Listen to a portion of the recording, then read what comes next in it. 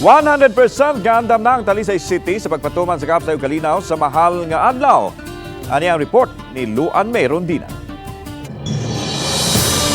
Ipaniguro ni Mayor Samsam Gulyas nga mapatuman ang kahapsay ug kalinaw sa tibok dakbayan sa pagtimaan sa mahal nga adlaw. Sentro sa pabantayan sa kapulisan ang mga areas of convergence sama sa mga simbahan nga adtuan sa mga tao sugod sa Huwebes Santo hangtod na sa Sabado Santo. Tutukan usab ang mga beaches nga dagsaan sa mga tao ilabi na sa Pasko sa pagkabanhaw.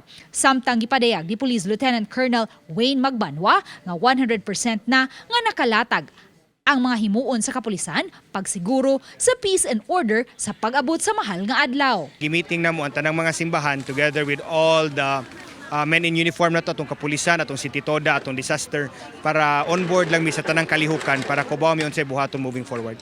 We are already 100% prepared, no? We don't have any mga big events during this Holy Week.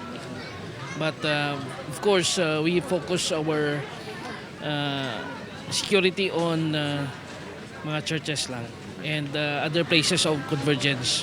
Sa dakbayan sa Lapu-Lapu, ipatuman usab ang police visibility subay sa pagpaligon sa seguridad ning Semana Santa. Daghan ang mga pulis ang gipakatap sa nagkadayang dapit sa dakbayan, ilabi na sa mga lugar nga sagad hugupan sa daghang mga tao. Sama na lang sa mga beach resorts, simbahan ug mall.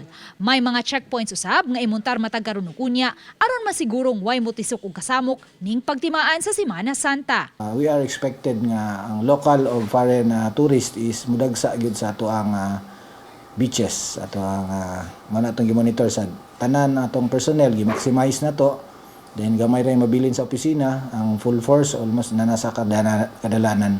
Uban ni Marlon Melgazo o Godfrey Rilien, Luan May Rondina, Balitang Misda.